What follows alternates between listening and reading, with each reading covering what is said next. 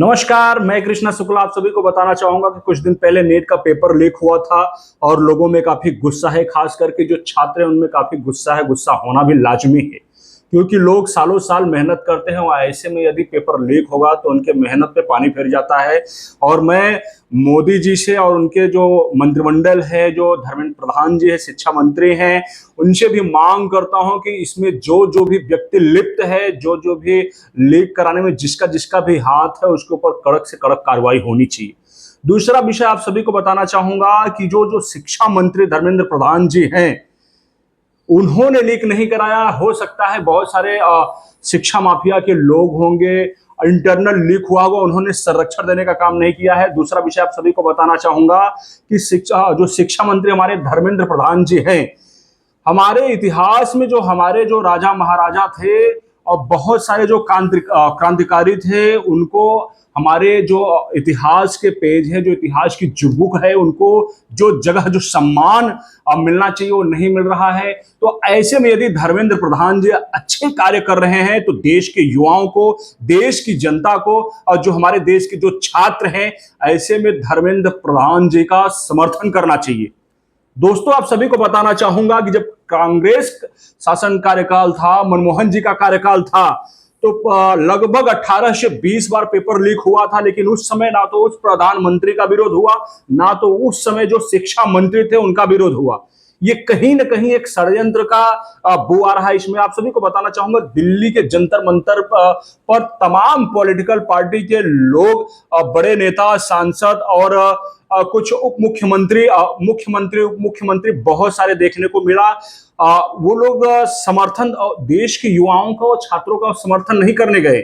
वो बस ये चाह रहे हैं कि कैसे भी करके, जैसे नेपाल में हुआ, श्रीलंका में हुआ और बांग्लादेश में हुआ, वैसे तख्त पलट हो जाए। भाई साहब, आप सभी को बताना चाहूंगा कि ऐसा करेंगे तो देश की जनता, फिलहाल मैं पक्षपात की बात नहीं कर रहा हूं, लेकिन देश की जनता मोदी जी के साथ पहले भी था, है और रहेगा। दूसरा विषय, वहां पे बहुत सारे लोगों ने जब ऐसा किया, जो हमारे प्रशासन के लोग जो वहां पे आई हुई भीड़ को काबू करने के लिए यदि वो तत्पर है, वहां पे तैयार है, खड़े हैं, और यदि उनके वाहनों पर आप ईंट मारेंगे, पत्थर मारेंगे और उनके सर पे मारेंगे, तो आरती और पूजा और ये नहीं करेंगे, अगरबत्ती नहीं चढ़ाएंगे, वो लठ बजाएंगे आपके ऊपर।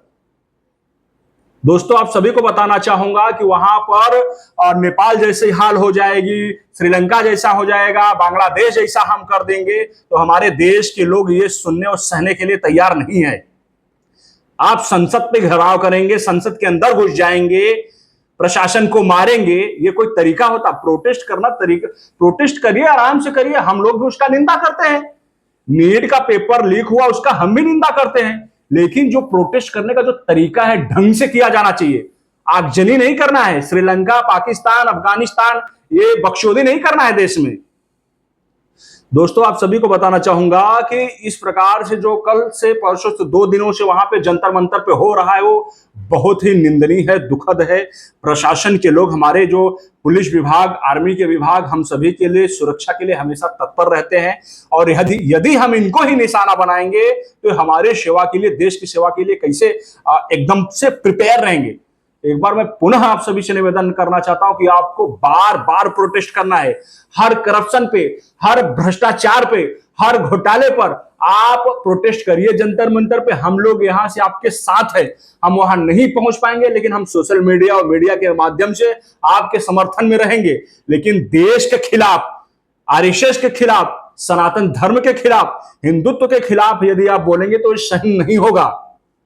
आप कान खोल कर सुन लीजिए कि इस प्रकार की बकचोदी हमारे देश की जनता, हमारे देश के युवा और हमारे देश के छात्र नहीं करना चाहेंगे। लेकिन कुछ पॉलिटिकल पार्टी के लोग चाहते हैं कि दिल्ली में आगजनी हो जाए, दिल्ली जल जाए और कैसे भी करके मोदी हट जाए। तो ये मंशा आप लोगों का बहुत अच्छा नहीं है। आप जमीन पर उतर करके काम करें। जो हिंदुस्तानी जनता है, जो युवा है, यूथ है, महिला है, पुरुष है, बच्चे हैं, आप उन्हें अपने फेवर में लीजिए। जहां यदि मोदी सरकार के लोग, मोदी का कैबिनेट मंत्रिमंडल के लोग कुछ गलत करते तो वहां घेराव करो, प्रोटेस्ट करो, लेकिन एक तरीका होता है। ये नहीं नीट वाले कम, ईट वाले वहां ज्यादा पहुंच गए हैं। मैं आप सभी से पुनः कहना चाहता हूं कि आपको प्रदर्शन करना है ढंग से प्रदर्शन करो। दूसरा विषय एक और बताना चाहूंगा कि हाल ही में आप लोगों ने देखा होगा सोशल मीडिया के माध्यम से कि बिहार के भरत तिवारी जैसा आप बने। हम चाहते हैं कि हमारे देश के जो युवा हैं, जो जिसको समाज सेवा कार्य करने का बहुत इच्छा है, जागृति रखते हैं, इंटरेस्ट रखते हैं कि हम समाज सेवा करना चाहते हैं, तो मैं आप सभी से एक बार पुनः हाथ जोड़कर निवेदन करना चाहूंगा कि आप भरत तिवारी जैसे क्रांतिकारी बने, समाज सेवक बने, जो समाज में कुछ बदलाव ला सके। समझो हमारे देश में लगभग 800 जिले हैं और हमारे पास भरत तिवारी जैसे 2-5 हजार लोग, हर जिले से 2-2, 4-4 लोग जब हो जाएंगे तो ये देश में एकदम अच्छे से ढंग से काम होगा और शासन प्रशासन के नाक में दम कर दो कि वो गलत काम ना कर सके।